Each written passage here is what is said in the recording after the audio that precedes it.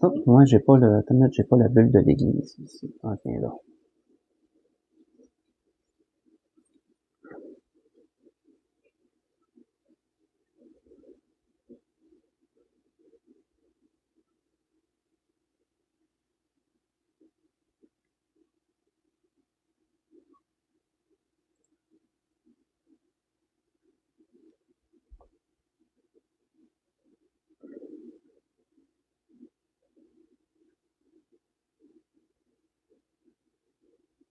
Ok, ouais.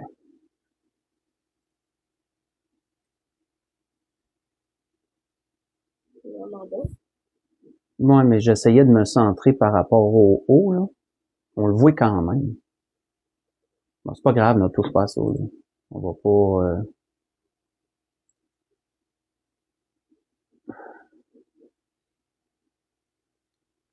Ouais, mais là, ça va être encore pire. Tu vas voir vraiment tout en haut. Bon, en tout cas. Ouais, c'est ça. Donc, bon matin à tous. Heureux de vous retrouver encore ce matin. J'espère que vous allez bien. J'espère que vous avez passé une bonne fin de semaine jusqu'à présent. Donc, avant d'enchaîner avec le message que l'Esprit m'a donné ce matin pour l'Église de l'Espérance, entre autres choses que je salue d'ailleurs, mais pour tous ceux qui nous écoutent, je vais nous conduire en prière. Ensuite, on pourra enchaîner avec le message. Éternel mon Dieu, en Jésus notre Sauveur et Seigneur, on vient vers toi ce matin, Père. On est reconnaissant de tes bienfaits, de tes bontés et de tes grâces. Te prions, mon Dieu du ciel, de bénir cette journée, de nous accorder, Seigneur, de pouvoir prendre un temps d'arrêt, Seigneur, dans nos vies quotidiennes et de pouvoir te consacrer cette période, ce temps, Seigneur, à la louange et à la gloire de ton nom, mon Père. Qu'on puisse t'adresser nos cantiques, qu'on puisse élever nos prières, élever nos cœurs, nos esprits vers toi en prière, Seigneur, qu'on puisse t'adresser, Seigneur, toute cette reconnaissance qu'on doit avoir envers toi pour ce si grand salut que tu nous accordes à travers Jésus-Christ. Père très saint, te prions d'ouvrir nos cœurs à ta parole et de nous permettre de recevoir toutes ces belles leçons, ces beaux enseignements que tu veux nous donner, et qu'on puisse les mettre en pratique, Seigneur, pour notre avancement, Seigneur, notre plus grand bien. Soit avec nos personnes âgées, de façon particulière, accompagne-les dans leur âge avancé, Seigneur, et soutiens-les dans leurs maux. Et nous te prions pour les malades, de les guérir, de les relever, Seigneur. Te prions pour ceux qui sont en voyage à l'extérieur, en visite, de les protéger sur les routes. Également, Père Saint, nous te prions pour les âmes perdues, surtout. Te prions pour eux, que le Seigneur puisse parler à leur cœur, pour ceux qui ont entendu parler de ta parole, que le Seigneur puisse ouvrir leur cœur et leur accorder la foi afin qu'ils soient sauvés, Seigneur, et qu'ils viennent au pied de la croix, comme on dit, et qu'ils entrent dans cette grâce merveilleuse qu'est la tienne. Entre tes mains, on remet notre prière, Seigneur, et c'est encore dans le beau nom de Jésus qu'on prie. Amen. Donc, pour ce que l'Esprit veut nous donner ce matin, je vais vous inviter à tourner dans Matthieu chapitre 19. On va lire du verset 1 à 6. Dans l'Évangile selon Matthieu chapitre 19, verset 1 au verset 6.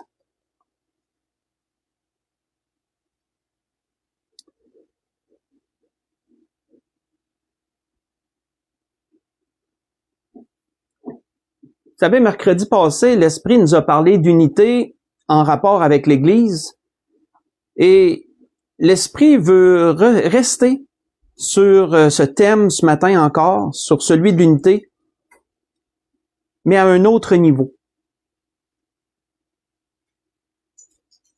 Parce que c'est un sujet qu'on prend pas assez au sérieux que celui de l'unité dans toutes les différentes sphères de notre vie. On a vu l'importance de l'Église mercredi passé. Voyons aussi son importance, je dirais même capitale, dans un autre sujet aussi. Dans Matthieu 19, versets 1 à 6, il nous est dit que lorsque Jésus eut achevé ses discours, il quitta la Galilée et alla dans le territoire de la Judée, au-delà du Jourdain. Une grande foule le suivit, et là, il guérit les malades. Les pharisiens l'abordèrent et dirent, pour l'éprouver, « Est-il permis à un homme de répudier sa femme pour un motif quelconque? » Il répondit, « N'avez-vous pas lu ce que le Créateur au commencement fit? Que le Créateur au commencement fit l'homme et la femme. Et qu'il dit, « C'est pourquoi l'homme quittera son père et sa mère et s'attachera à sa femme, et les deux deviendront une seule chair. Ainsi, ils ne sont plus deux, mais ils sont une seule chair. Que l'homme donc ne sépare pas ce que Dieu a joint. On va arrêter ici. Donc, on voit ici qu'à leur habitude, les pharisiens, c'était pas la première tentative qu'ils faisaient, mais on voit encore ici qu'ils font une autre tentative pour éprouver Jésus. Et ils lui demandent si l'homme peut se séparer de sa femme légitime. S'il peut la divorcer, autrement dit. Peut-il briser l'alliance qui a été contractée devant Dieu dans ses liens sacrés? Et s'ils demandaient ça, les pharisiens, c'est parce qu'ils savaient pertinemment que Moïse, dans la loi, l'avait permis. Voyez ça dans Deutéronome 24, j'y tournerai pas. Et ils voulaient éprouver le Seigneur sur la permission que Moïse leur avait accordée dans ce sens-là. Qu'est-ce que fait, quand on suit un peu de façon chronologique, qu'est-ce que Jésus a fait? Jésus les a ramenés à la base. Jésus les a ramenés au commencement. Quand Dieu a créé l'homme et qu'ensuite il a créé la femme à partir d'une côte de l'homme et qu'il a amené la femme vers l'homme. On voit que qu'est-ce que Dieu avait fait? Jésus l'a dit, Dieu avait uni l'homme et la femme pour qu'ils soient indivisibles. Si vous vous souvenez, l'une des définitions du dictionnaire de l'unité, c'est deux choses qui forment un tout, deux ou plusieurs choses qui forment un tout indivisible. Hein, on dit que Dieu est en trois personnes, le Père, le Fils et le Saint-Esprit, et ils forment un tout indivisible. Dieu a amené la femme vers l'homme pour qu'ils forment un tout indivisible, qu'ils forment une unité, en d'autres mots. Et on voit que Jésus a appuyé cette pensée par la déclaration que Dieu avait faite au commencement, en disant, c'est pourquoi l'homme quittera son père et sa mère et s'attachera à sa femme, ils deviendront une seule chair. Et Jésus appuie même encore davantage cette pensée en disant que de deux, ils ne forment plus qu'un, et que l'homme donc ne sépare pas ce que Dieu a joint. Jésus leur rappelait, frères et sœurs, à travers cette pensée, que Dieu a voulu faire partager aux créatures qui sont à son image et à sa ressemblance ce principe de l'unité qui est en lui-même. Dieu est uni en lui-même. On l'a mentionné mercredi passé. En Dieu, il n'y a aucune division, il n'y a aucune discorde, aucune compétition ou quoi que ce soit. Ils forment un tout. Le Père, le Fils et l'Esprit forment un tout. Et Dieu a créé deux êtres. Dans un être, il a mis les attributs masculins, et dans un être, il a mis les attributs féminins, avec leurs différences à chacun. Différences de façon de penser, différences de façon de raisonner et d'agir. Mais tout cela vient de Dieu.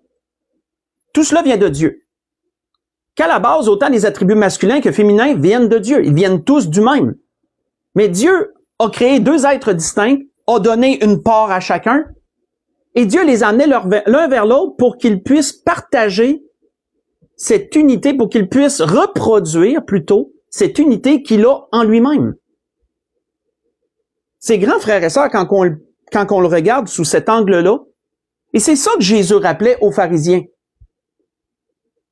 Et ce qu'il leur disait, c'est que l'homme et la femme ont le devoir sacré de garder cette unité que Dieu a établie. Lorsque l'un vient vers l'autre et qu'ils font alliance devant Dieu, ils ont le devoir sacré de garder cette unité-là. À tout prix. Et ça, frères et sœurs, c'est sous plusieurs aspects. Ça a plusieurs facettes et plusieurs raisons.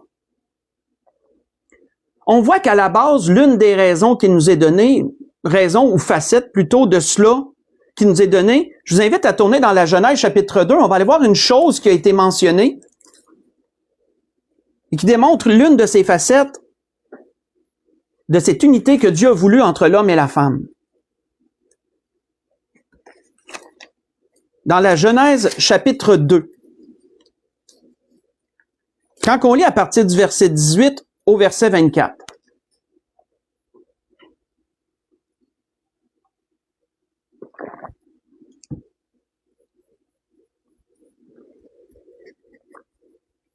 Genèse, chapitre 2, verset 18 au verset 24. On voit que, après qu'il a créé l'homme, la Bible nous dit que Dieu a voulu créer des êtres semblables à lui. Il a voulu lui créer un être semblable à lui, mais avant cela, la Bible nous dit au verset 18, l'Éternel Dieu dit, « Il n'est pas bon que l'homme soit seul, je lui ferai une aide semblable à lui. » Et l'Éternel Dieu forma de la terre tous les animaux des champs et tous les oiseaux du ciel, et il les fit venir vers l'homme pour voir comment il les appellerait, et afin que tout être vivant porte le nom que lui donnerait l'homme. Et l'homme donna des noms à tout le bétail, aux oiseaux du ciel, à tous les animaux des champs, mais pour l'homme, il ne trouva pas d'aide semblable à lui. Donc, Dieu commence par les animaux, il les amène vers l'homme. Mais l'homme ne connecte pas avec les animaux comme il ne ressent pas cette proximité. Et on voit que, qu'est-ce que la Bible nous dit? Alors l'Éternel fit tomber alors l'Éternel Dieu fit tomber un profond sommeil sur l'homme, qui s'endormit. Il prit une de ses côtes et referma la chair à sa place. Et l'Éternel Dieu forma une femme de la côte qu'il avait prise de l'homme, et il l'amena vers l'homme. Et l'homme dit, « Voici 7 fois celle qui est os de mes os et chair de mes chairs. » Donc, quand Dieu a amené la femme vers l'homme, on voit que c'était pas comme avec les animaux, puisque l'homme dit, « Voici maintenant celle qui est os de mes os, chair de ma chair. Je me reconnais à travers elle. Je reconnais qu'elle est mon semblable. » On l'appellera femme parce qu'elle a été prise de l'homme. Et là, Dieu fait cette déclaration, c'est pourquoi l'homme quittera son père et sa mère et s'attachera à sa femme, et les deux deviendront une seule chair. Notez, frères et sœurs, dans ce qu'on vient de lire, que il est dit, je lui ferai un aide. Dieu a dit, je lui ferai un aide semblable à lui. Un aide. Un aide. Quand on regarde le mot hébreu ici pour aide, excusez-moi, le mot c'est Ezer, et Ezer veut dire un aide, un secours, un soutien. Et c'est ça, frères et sœurs, à la base que Dieu avait en tête, que Dieu voulait que l'homme et la femme forment une unité afin de supporter ensemble les aléas de cette vie, afin de s'aider, de se soutenir dans cette vie-ci. Et ça, frères et sœurs, cette pensée, elle est appuyée bien davantage dans les paroles que Jésus lui-même avait dites, dans ce qu'on a lu en introduction. Parce que qu'est-ce que Jésus avait dit aux pharisiens? Il avait dit que l'homme donc ne sépare pas ce que Dieu a joint. Est-ce que vous vous êtes déjà arrêté sur le mot joint?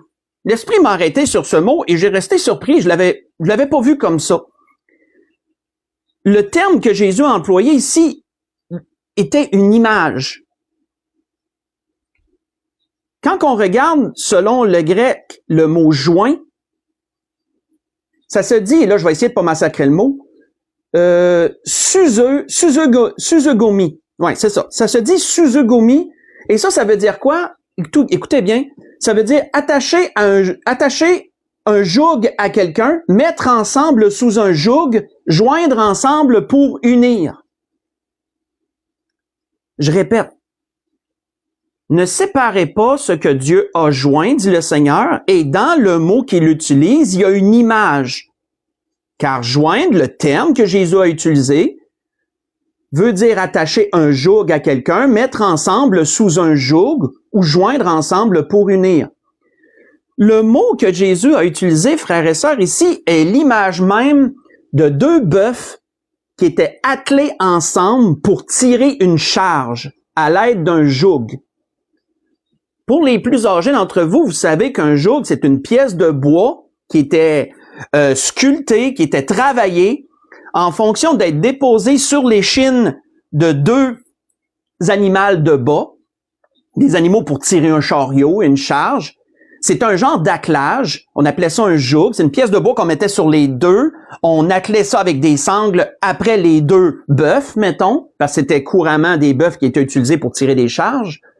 Et ça, le joug permettait que les deux puissent travailler ensemble en tandem, en même temps, et répartir le poids de la charge pour que chacun soit capable, pour que chacun s'appuie dans ce travail-là. Et c'est l'image, frères et sœurs, que Jésus a utilisée pour l'homme et la femme. Dieu les a attelés tous les deux ensemble sous un joug pour qu'ils puissent tirer ensemble la charge, qu'ils puissent travailler ensemble. Quand on s'arrête sur cela, on voit que c'est pour ça que Dieu a dit qu'il a créé une aide semblable à lui.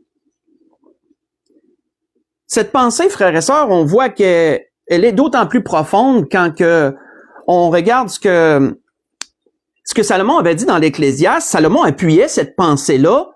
On voit que Salomon avait dit ceci: « Deux valent mieux qu'un, parce qu'ils retirent un bon salaire de leur travail. Car s'il tombe, l'un relève son compagnon. Mais malheur à celui qui est seul et qui tombe sans avoir un second pour le relever. De même, si deux couchent ensemble, ils auront chaud. Mais celui qui est seul, comment aura-t-il chaud? Et si quelqu'un est plus fort qu'un seul, les deux peuvent lui résister. Et la corde à 3 fils ne se rompt pas facilement. » Vous voyez ça dans l'Ecclésiaste chapitre 4, j'ai lu verset 9 au verset 12. Somme toute, frères et sœurs, Dieu a voulu premièrement cette unité entre l'homme et la femme parce qu'il l'a établi comme un partenariat. Il a établi l'unité entre l'homme et la femme comme un partenariat de vie, où tous les deux marcheraient en tandem ensemble pour porter la charge de la vie. Premièrement, il la porte à deux, mais ensuite viennent les enfants et ils continuent à porter cette charge ensemble à travers la famille. Et ça, frères et sœurs, cette unité-là n'a pas de prix. Elle doit être préservée. C'est le but, c'est le rôle de l'homme et de la femme de préserver cette unité-là à travers du partenariat à tout prix. Parce que ça représente Dieu, frères et sœurs. Dieu se représente à travers cette unité-là entre un homme et une femme. Et Dieu l'a démontré aussi sous un autre aspect, qui est d'autant plus profond, mais qui malheureusement, à notre époque, est tellement rendu sali et galvaudé. Si vous voulez tourner avec moi, on va aller dans 1 Corinthiens 7. Allons voir ce que l'apôtre Paul a dit sur cela, sur cet autre aspect de l'unité, que l'homme a complètement perverti, que l'homme a sali, mais qui pourtant est à la base de l'unité que Dieu a établie. Dans 1 Corinthiens, chapitre 7. Si on lit ensemble du verset 1 à 5. 1 Corinthiens 7, verset 1 à 5. On voit que l'apôtre Paul dit: « Pour ce qui concerne les choses au sujet duquel vous m'avez écrit, je pense qu'il est bon pour l'homme de ne point toucher de femme. » Paul avait son avis très personnel sur la question. Toutefois, pour éviter l'impudicité ou l'infidélité, l'impudicité, que chacun ait sa femme et que chaque femme ait son mari. Que le mari rende à la femme ce qu'il lui doit et que la femme agisse de même envers son mari. Ce n'est pas la femme qui dispose de son corps, c'est son mari. De même, ce n'est pas le mari qui dispose de son corps, c'est sa femme. Ne vous privez point l'un de l'autre si ce n'est d'un commun accord pour un temps afin de vaguer à la prière. Puis retournez ensemble de peur que Satan ne vous tente en raison de votre manque de maîtrise. Ça, c'est dans la version que j'utilise, mais en raison de votre incontinence, que la version second originale dit. On va arrêter ici. L'apôtre Paul, ici, frères et sœurs, adressait un sujet qu'on pourrait dire tabou. Il adressait un sujet malaisant, mais qui doit être quand même enseigné.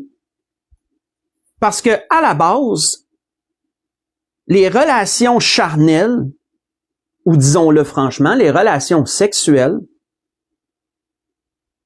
sont à la base l'expression et la démonstration de l'unité que Dieu a établie entre l'homme et la femme. Quand Dieu dit « ils formeront une seule chair », ben j'ai pas besoin de vous faire une image, ça touche à ça, là. Ça touche à ça. Et cette unité-là, frères et sœurs, sous cet aspect-là aussi, doit être conservée. Vous savez, c'est tellement précieux ce que Dieu a établi à travers cette relation intime entre l'homme et la femme, que quand vous regardez selon la loi de Moïse, si un homme couchait avec une femme, ils étaient obligés, si elle était vierge, bien sûr, là, qu'elle n'était pas déjà liée par serment à un autre, ils étaient obligés de se marier. C'était pas on a couché ensemble puis c'était une amourette d'un soir puis comme à cette heure là, comme de nos jours où je vous disais que c'est complètement traîné dans la boue, ce sujet est complètement traîné dans la boue et sali. Autrefois, il n'en était pas ainsi, frères et sœurs. Selon la loi, un homme couche avec une femme vierge, il doit la prendre pour épouse. Il n'y a pas le choix. Il n'y a pas le choix. D'ailleurs, faites juste écouter, je vais vous lire un passage de la loi qui démontre un peu le sérieux de la chose, parce que malheureusement, il y en a qui ont peut-être été, qui en ont profité un peu malheureusement sur certains aspects. Mais qu'est-ce qui est dit dans la loi? Il est dit, si un homme rencontre une jeune fille vierge non fiancée, très important, lui fait violence et couche avec elle, et que l'on vienne l'aller surprendre, l'homme qui aura couché avec elle donnera au père de la fille 50 cycles d'argent, et parce qu'il l'a déshonorée, il la prendra pour femme, et il ne pourra pas la renvoyer tant qu'il vivra. Voyez ça dans Deutéronome 22, versets 28 et verset 29. Si un homme aurait osé coucher avec une femme déjà liés par alliance à quelqu'un, tous les deux étaient mis à mort, selon la loi. Il n'y avait pas de niaisage avec ça. Tous les deux étaient mis à mort. Parce qu'aux yeux de Dieu, ça ne se faisait pas. Mais si un homme couchait avec une fille, qu'elle était vierge, qu'elle était en droit de se marier, ben, il devait la prendre pour femme. Et il ne pouvait pas la renvoyer. Parce qu'il avait couché avec elle. Parce que de les deux, ils avaient formé une seule chair, dans ce sens. On voit que l'apôtre Paul adressait ce sujet, frères et sœurs, parce que c'est tellement important que l'homme et la femme, quand ils font alliance ensemble devant Dieu, et qu'ils scellent cette alliance, qu'ils font l'expression de cette alliance à travers les relations intimes, on voit qu'il est impératif que l'un et l'autre gardent l'unité dans ce sens. C'est pour ça que l'apôtre Paul, au verset 5, il disait que l'homme doit être attentif aux besoins de la femme, et on sait que les besoins de la femme sont pas toujours tant sexuels, qu'ils ont besoin aussi d'être émotifs, qu'ils ont besoin aussi d'être de proximité sans être sexuels.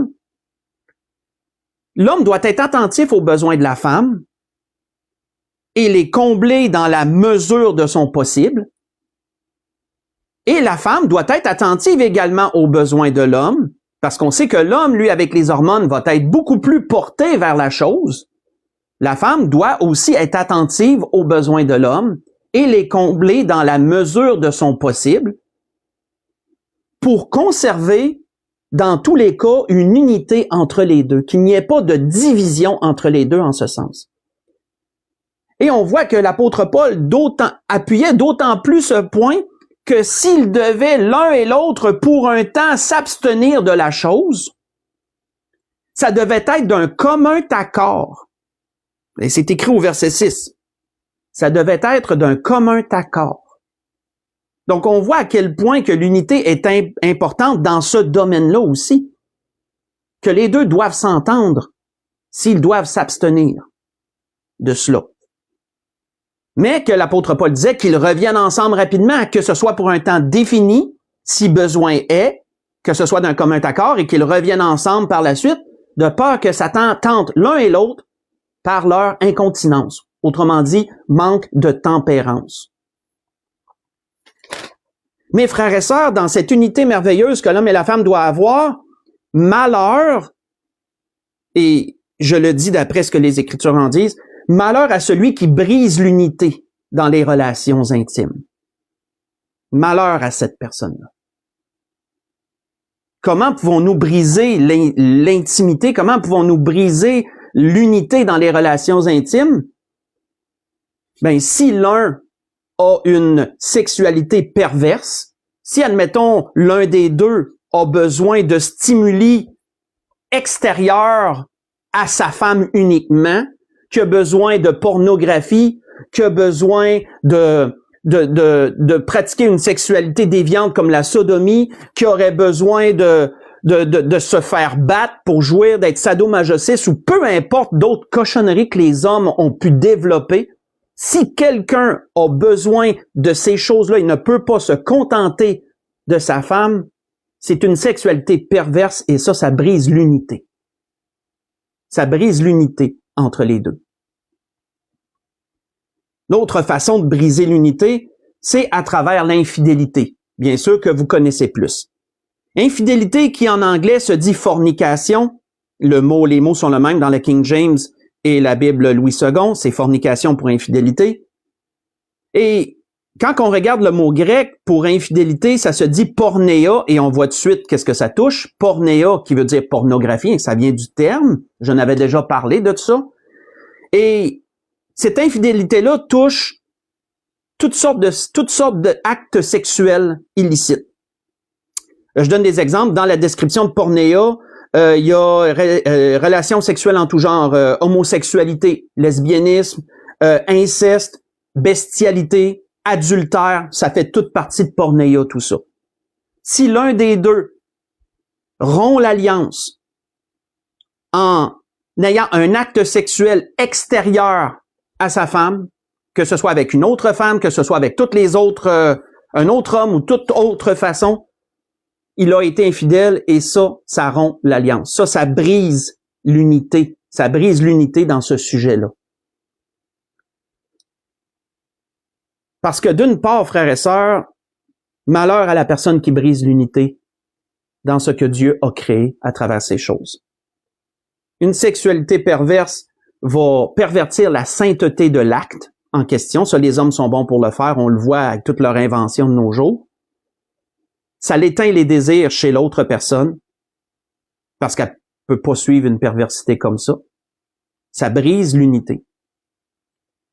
Et on voit que lorsque quelqu'un est infidèle, mais c'est clair, quand quelqu'un est infidèle, il rompt l'alliance qui a été contractée devant Dieu parce que les deux se jurent fidélité et assistance en ce sens. Puis malheureusement, il expose le couple au divorce et à l'adultère. Puis ça, frères et sœurs, Dieu est ça. Dieu est ça. Dieu n'approuve pas ça, mais pas du tout. On voit d'ailleurs que un prophète l'avait clairement mentionné en rapport, c'est une image pour Israël, mais ça dit clairement ce que Dieu en pense. On voit que le prophète avait dit, prenez garde donc en votre esprit que chacun ne soit pas infidèle à la femme de sa jeunesse, car je hais la répudiation, dit l'Éternel, répudiation qui est le divorce, qui est le renvoi, dit l'Éternel, le Dieu d'Israël, et celui qui couvre de violence son vêtement, dit l'Éternel des armées, prenez donc garde en votre esprit et ne soyez pas infidèles. Vous voyez ça dans Malachie chapitre 2, j'ai lu la dernière partie du verset 15 et le verset 16.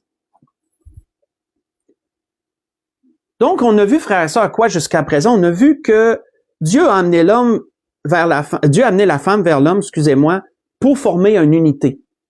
Pour représenter sa propre unité qu'il a en lui-même. Il le transmet à travers l'homme et la femme et ils doivent la reproduire. On voit que une des sphères de cette unité-là, c'est un partenariat. Les deux sont une équipe. Moi, l'Église m'a souvent entendu dire ça. L'homme et la femme sont une équipe. Ils sont pas en compétition l'un avec l'autre. Il y en a pas un de meilleur que l'autre. Les deux ont des forces, les deux ont des faiblesses et c'est une équipe qui ont un but, c'est de traverser cette vie ensemble. Peu importe les obstacles, peu importe qu'est-ce qui peut arriver. C'est le but. Ils traversent la ligne d'arrivée ensemble. À moins que la mort vienne chercher l'un. Ça, c'est hors de notre contrôle. Mais sinon, c'est ensemble qu'ils font cela, et non séparés. Dieu l'a prévu comme ça. On a vu que quand Dieu a amené l'homme vers la femme, la Bible nous dit qu'il forme une seule chair, parce qu'à travers cet acte merveilleux, naît la famille. À la base, c'est une ouverture pour fonder une famille. On oublie souvent ça. Mais ça ne veut pas dire que cet acte doit servir uniquement à cela. Il est un acte intime entre un homme et une femme pour que les deux se plaisent mutuellement, et c'est pourquoi l'apôtre Paul disait que l'un se rende à l'autre ce qu'il lui doit, et inversement, pour conserver l'unité. On voit que une autre sphère sur laquelle Dieu a établi l'unité, allons ensemble dans Éphésiens chapitre 5. Éphésiens chapitre 5. Comme on le voit, frères et sœurs, jusqu'à présent, le couple, c'est quelque chose de précieux. C'est l'une des choses les plus précieuses qu'on a ici-bas. La famille est précieuse, le couple est précieux. Parce qu'avant les enfants, il y a un homme et une femme. Ensuite, il y a des enfants. Il faut pas oublier cet aspect-là aussi. Mais une autre sphère sur laquelle Dieu a établi l'unité entre l'homme et la femme, on le voit dans Éphésiens chapitre 5. Si on l'a à partir du verset 22 jusqu'au verset 33, connaissez bien cet endroit. L'apôtre Paul avait dit aux Éphésiens, « Femmes, que chacune soit soumise à son mari comme au Seigneur. Car le mari est le chef de la femme, comme Christ est le chef de l'Église, qui est son corps, et dont il est le sauveur. Or, de même que l'Église est soumise à Christ, les femmes aussi doivent l'être à leur mari en toutes choses. Mari, que chacun aime sa femme comme Christ a aimé l'Église, et s'est livré lui-même pour elle, afin de la sanctifier par la parole après l'avoir purifiée par le baptême d'eau, afin de faire paraître cette Église, devant lui, cette Église glorieuse, sans tache, ni ride, ni rien de semblable, mais sainte et irréprochable. C'est ainsi que le mari doit aimer sa femme comme son propre corps. Celui qui aime sa femme s'aime lui-même. Car jamais personne n'a haï sa propre chair, mais il la nourrit et en prend soin. Comme Christ le fait pour l'Église, parce que nous sommes membres de son corps. C'est pourquoi l'homme quittera son père et sa mère, voyez-vous qu'il ramène cela à la base. C'est pourquoi l'homme quittera son père et sa mère, s'attachera à sa femme, et les deux deviendront une seule chair. Ce mystère est grand, je dis cela par rapport à Christ et à l'Église. Du reste, que chacun de vous aime sa femme comme lui-même, et que la femme respecte son mari. On va arrêter ici. On voit, frères et sœurs, que l'apôtre Paul expliquait ici aux Éphésiens, à travers cette image de Jésus et son Église, que l'homme et la femme ont le devoir sacré de garder l'unité au niveau comportemental et au niveau sentimental, dans l'amour, en d'autres termes. L'homme doit être bienveillant envers sa femme et désirer lui plaire. L'homme doit être sensible aux besoins de sa femme. Et je parle pas de besoins comme on a vu dans le sujet précédent, là. Je parle de tout autre besoin, là. L'homme doit être sensible et non insensible aux besoins de sa femme. Le Seigneur le dit, pour l'homme, ta femme, c'est ta propre chair. Celui qui aime sa femme s'aime lui-même.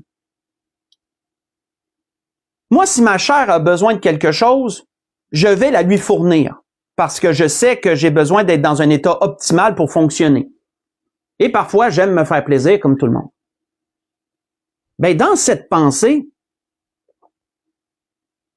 celui qui aime sa femme s'aime lui-même. Ça veut dire que si ta femme a un besoin quelconque, l'homme devrait l'analyser et devrait méditer sur cela. Il doit chercher au moyen de plaire à sa femme. Comme la femme va chercher au moyen de plaire à l'homme dans toutes les sphères de la vie également. Ça, l'apôtre Paul en avait parlé dans 1 Corinthiens 7, versets 32 à 35, parce que selon lui prêchait le célibat. L'apôtre Paul le disait, mon point de vue personnel, c'est le célibat. Mais bien sûr qu'il disait pas que c'était mal de se marier, puisque c'est une ordonnance qui vient de Dieu. Mais l'apôtre Paul disait, quand l'homme a sa femme, ben, il va chercher à plaire à sa femme au moyen de lui plaire. Et si la femme a un mari, ben, elle va chercher un moyen de plaire à son mari. Donc, voyez-vous, l'apôtre Paul en parle de ça. Dans cet endroit, je vous ai dit, 1 Corinthiens 7, versets 32 à 35. L'apôtre Paul en parle. Donc, l'homme aime sa femme, l'homme doit aimer sa femme comme lui-même, doit être attentif à ses besoins. Doit être bienveillant envers elle. La femme, de son côté, doit donner à l'homme sa place de chef de foyer. Sa place de, entre guillemets, là, je vais le mettre entre guillemets, dominante, entre guillemets. Quand Dieu demande à la femme d'être soumise à l'homme, il ne demande pas à la femme d'être l'esclave de l'homme, puis de ramper à genoux devant lui, ce n'est pas ça. Bien sûr. Être soumise à l'homme, c'est d'avoir le respect pour l'autorité que Dieu a établie. Dieu a établi que l'homme a autorité sur son foyer. Si la femme est soumise à l'homme, ça veut dire qu'elle va respecter cette autorité-là. S'il y a des besoins dans le couple, la femme va en parler à l'homme, elle va les présenter à l'homme. L'homme, s'il aime sa femme comme lui-même, va porter très attention à ce que la femme va lui apporter. Ils vont en discuter, vont peser les pour et les contre. Mais au final, si l'homme dit « on va faire ça », la femme doit respecter ça. C'est ça que Dieu demande tout simplement. Si la femme doit être soumise à l'homme, c'est qu'elle doit respecter l'autorité de son mari. C'est ce que Dieu a établi.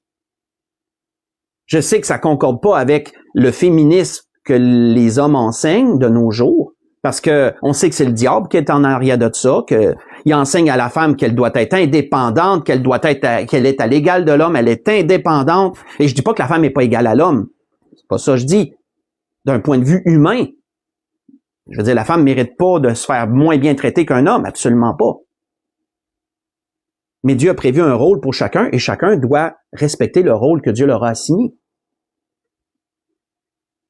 Mais les hommes enseignent de nos jours que la femme doit vouloir s'élever au-dessus de l'homme, qu'elle est indépendante, qu'elle doit être autoritaire, elle doit prendre toute la place. Tout ça, ça vient du diable. Tristement, ça vient du diable. Le féminisme est une invention du diable. Parce que ça apporte une défiance à ce que Dieu a établi. Et quand une femme comprend ça, c'est une femme qui est clairvoyante, c'est une femme qui voit clair à travers le jeu du diable. On voit que dans l'amour, Dieu veut l'unité. Dieu veut l'unité. Dieu veut que l'homme rende à la femme ce qu'il lui doit dans ce sens de l'amour, que ce soit quelqu'un qui est bienveillant envers sa femme, qui prend soin de sa femme comme il prendrait soin de lui-même, la même affaire. Si un homme ne se prive pas de choses, pourquoi qu'il en priverait sa femme? Il doit agir envers elle comme sa propre personne. On voit que l'apôtre Paul avait d'ailleurs aussi décrit aux Colossiens à peu près l'attitude semblable en disant « Femme, que chacune soit soumise à son mari comme il convient dans le Seigneur, et mari, que chacun aime sa femme et ne s'aigrisse pas contre elle. » Ne s'aigrisse pas contre elle. Vous savez, s'aigrir, là, c'est de ruminer, c'est d'accumuler, là, d'accumuler un mauvais sentiment. D'être irrité, puis de garder cette irritation-là, puis qu'elle grandisse en toi, puis que l'homme devienne comme sec avec sa femme, qu'il devienne comme impatient, ça, c'est s'aigrir. Parce que ça peut être porté, l'homme peut être porté à ça. Et l'homme doit prendre garde à ça. Pourquoi? Pour garder l'unité. Garder l'unité dans le couple. Garder l'unité dans l'amour. On voit que Salomon avait d'autant plus compris l'importance de cela à travers sa grande expérience, on va dire, que voici ce qu'il disait à l'homme. Il disait que ta source soit bénie et fais ta joie de la femme de ta jeunesse. Fais ta joie de la femme de ta jeunesse. Vous savez, les hommes, soyez fiers de vos femmes. Soyez fiers de vos femmes dans tout ce qu'elles accomplissent. Encouragez-les. Encouragez-la dans toutes les choses bonnes qu'elle fait pour le foyer. Faites votre joie de voir tout ce qu'elle fait pour vous et qu'elle fait pour votre foyer, pour les enfants et tout. biche des amours, gazelle pleine de grâce, sois en tout temps enivré de ses charmes. Et l'homme devrait être capable de regarder sa femme, puis peu importe si son corps change avec le temps à cause qu'elle a eu des enfants et tout, les formes changent, avec le temps, on gagne un peu de poids, tout, peu importe. L'homme devrait toujours être capable de regarder sa femme puis d'être enivré de ses charmes. Et si l'homme a à critiquer du corps de sa femme, ben c'est parce qu'il n'est pas assez occupé, qu'il se trouve un travail de plus, qu'il fasse d'autres choses, il n'est pas assez occupé. Il passe trop de temps à regarder à des futilités. Pourquoi, mon fils, serais-tu épris d'une étrangère et embrasserais-tu le sein d'une inconnue? Voyez ça dans Proverbes chapitre 5, verset 18 au verset 20, que Salomon parlait. Parce que oui, frères et sœurs, l'homme est souvent celui qui va être porté le plus un jour ou l'autre à regarder ailleurs. C'est tristement vrai. C'est majoritairement, je dis pas dans tous les cas, mais majoritairement, c'est l'homme qui va briser l'unité de l'amour dans le couple. Et ça, frères et sœurs, c'est à notre charge. Les hommes, c'est à notre charge. Nous avons une charge devant Dieu. Notez à quel point, notez comment souvent, ce qu'on a lu est homme, faites cela, mari, faites cela, beaucoup plus qu'avec la femme. Parce que l'homme a une responsabilité supplémentaire devant Dieu. C'est lui le premier qui a été créé. L'homme a été créé, la femme ensuite. L'homme a reçu le commandement, il l'a transmis à la femme. Là, je fais des liens avec la Genèse en passant. L'homme a l'homme a une responsabilité morale supplémentaire de veiller à l'unité de son couple, dans tous les domaines. L'homme doit être attentif dans tous les domaines qu'on a mentionnés, dans toutes les sphères qui ont été données. L'homme doit être attentif. S'il décèle que moindrement l'unité est mise en danger, il doit agir dans ce sens-là. Il doit prendre action. Si c'est lui le problème, il doit agir, il doit travailler sur lui-même. Puis s'il décèle un problème chez son épouse, mais il doit prendre le temps de lui parler, de s'asseoir avec puis de lui parler, avec douceur et bienveillance. L'homme est le gardien de l'unité. Je dis pas que la femme n'a pas son rôle à jouer là-dedans, là. Oui, mais l'homme est le gardien de l'unité dans le couple. Et si l'unité est brisée, ben c'est premièrement l'homme qui est responsable de ces choses devant Dieu. Il doit prendre garde à ça. Bien sûr que Dieu est juste juge. Je dis pas que les femmes ont pas de responsabilité là-dedans. Bien sûr que non. Ils en ont. Mais l'Esprit voulait ramener ce matin ce sujet, frères et sœurs. On a vu 3 sphères. On a vu le partenariat. On a vu les relations intimes. Et on a vu l'amour qui est dans le comportement et dans les sentiments. Qu'en tout point, Dieu a établi l'unité. Que l'unité doit être conservée à tout prix. L'Esprit voulait nous interpeller sur cela ce matin, parce que trop de couples chrétiens sont séparés. Et malheureusement remariés, ce qui n'est pas de Dieu, vous savez ma façon de penser sur ça.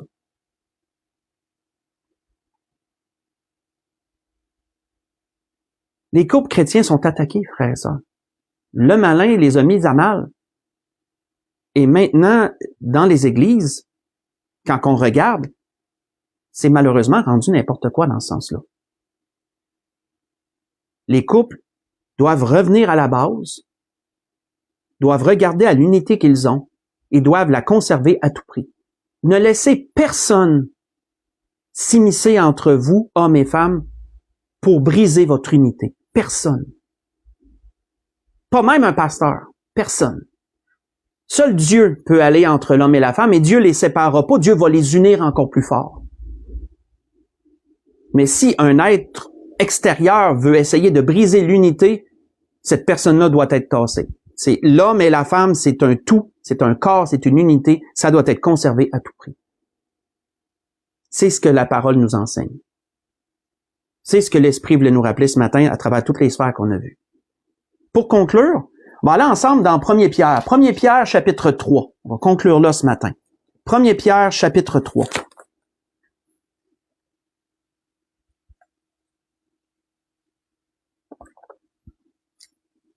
Premier Pierre, chapitre 3, on va lire du verset 1 à 7.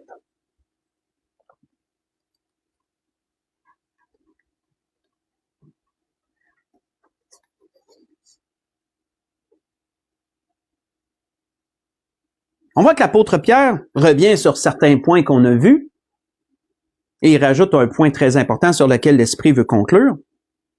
L'apôtre Pierre dit, 1 Pierre chapitre 3, versets 1 à 7, « Femmes, que chacune soit de même soumise à son mari, afin que si quelqu'un n'obéit point à la parole, il soit gagné sans parole par la conduite de leur femme en voyant votre manière de vivre chaste et modérée et réservée.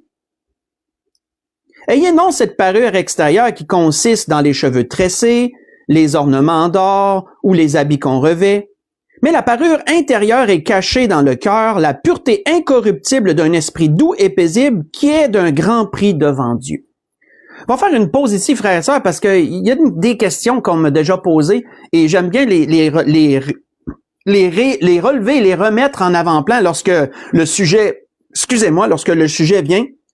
L'apôtre Pierre disait, « Ayez non cette parure extérieure qui consiste en les cheveux tressés. » Qu'est-ce qu'il voulait dire par là? Mes frères et sœurs, ce que l'apôtre Pierre voulait dire, ça veut pas dire que c'est mal pour une femme de se faire une tresse ou de se faire deux tresses. C'est pas ça que ça veut dire. C'est parce que l'apôtre Pierre réfère aux prostituées d'autrefois qui se paraient de plein de petites tresses puis qui attachaient même des objets à ces tresses-là pour faire du bruit. Ça, on voit ça, ces cheveux tressés, on voit surtout ça dans la culture comment je pourrais dire, la culture, je sais pas si je pourrais l'appeler afro-américaine, mais vous savez, cette culture-là où les femmes noires vont se faire plein de petites tresses. C'est de là. Ça ressemblait à ça, ce que l'apôtre Pierre voulait dire.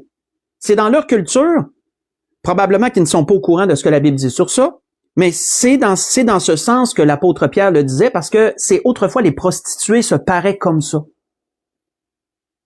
Et c'est pour ça que l'apôtre Pierre disait, donc c'est pas mal de se faire une tresse ou deux tresses, là. Pas mal. J'aime bien le rappeler parce que des fois, la Bible a besoin d'un petit peu d'explication sur certaines traditions. Donc, non plus les ornements d'or ou les habits qu'on revêt. Autrement dit, l'apôtre Pierre demandait à la femme de ne pas avoir rien d'exagéré, tu sais, pas des anneaux grosses de même aux oreilles, des 3-4 colliers, des bagues à tous les doigts. Tu sais, Pierre prêchait que la femme doit être modeste dans son apparence, pas d'extravagance.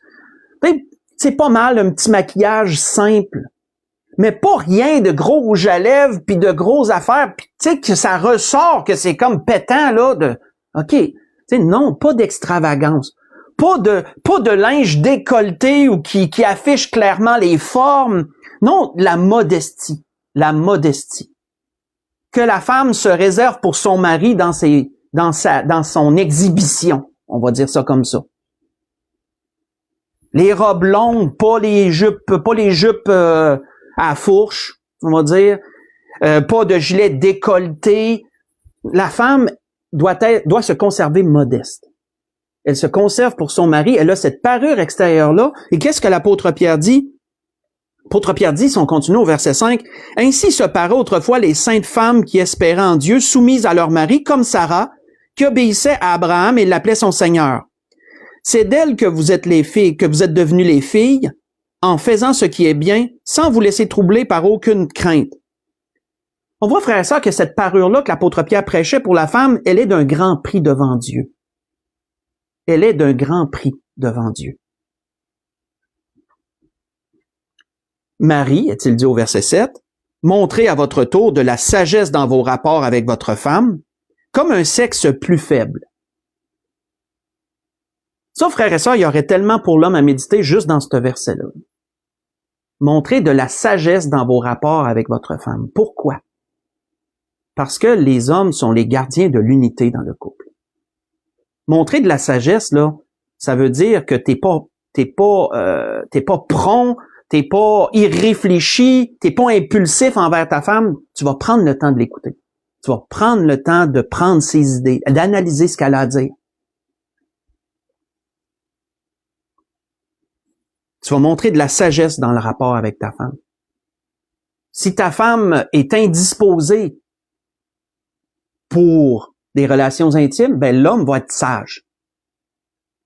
Il dira pas ton corps m'appartient, j'en fais ce que j'en veux. Il va être sage envers sa femme. il va comprendre, il va être compréhensif. Et la femme de même envers l'homme pour toute autre chose qu'elle-même voudrait. On voit que Pierre dit, honorez-la. Considère pas ta femme comme étant inférieure parce que Dieu lui commande de t'être soumise. Honore-la. Quand tu honores quelqu'un, tu as un très grand respect, là. Tu as un très grand respect. Pierre, il dit, honorez vos femmes, hommes. Honorez-la. Comme devant aussi hériter avec vous de la grâce de Dieu parce qu'elle est sauvée autant que toi. Elle a accès au royaume autant que toi. Tu vas l'honorer pour ça. Tu vas la regarder avec un très grand respect, ta femme, pour ça. Qu'il en soit ainsi, concluait-il, afin que rien ne vienne faire obstacle à vos prières. Frères et sœurs, notre unité dans le couple a des répercussions spirituelles. Ça vous choque-tu? Mais semble que ça fait du sens, hein? L'unité a des répercussions spirituelles, frères et sœurs. S'il y a un manque d'unité dans le couple, il y a une faiblesse spirituelle dans le couple. Chacun va s'en ressentir dans sa spiritualité. Chacun va s'en ressentir. Chacun va être plus faible dans sa communion avec Dieu s'il y a division dans le couple. Prenez le temps juste d'observer les couples qui sont divisés. Regardez leur attitude.